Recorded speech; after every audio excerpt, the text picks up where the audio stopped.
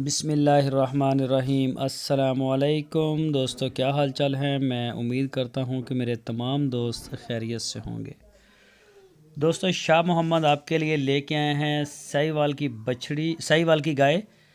और दूसरा सुबह सुई है। ये पीछे इसके बछड़ी है जो ताज़ा ताज़ा सुई है अभी, और बछड़ी दी है इस गाय ने। ये चेक करें जी, माशाल्लाह। ये देखें माशाल्लाह, बड़ी एक्टिव बच्ची है इसकी।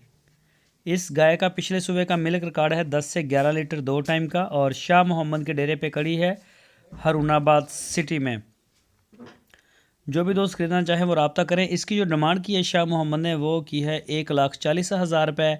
दूसरा सुबह सुई है, और पीछे भी माशाल्लाह बछड़ी आपके सामने है कैसे माशाल्लाह खेल रही है। बड़ी प्यारी है, एक्टिव तंदुरुस्त।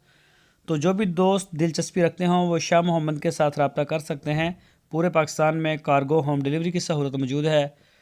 और जो दोस्त उनके डेरे पे जाना चाहें वो रब्ता करके शाह मोहम्मद से मिल भी सकते हैं। आपकी स्क्रीन के ऊपर शाह मोहम्मद और उनके भाई मुश्ताक साहब का नंबर मौजूद है।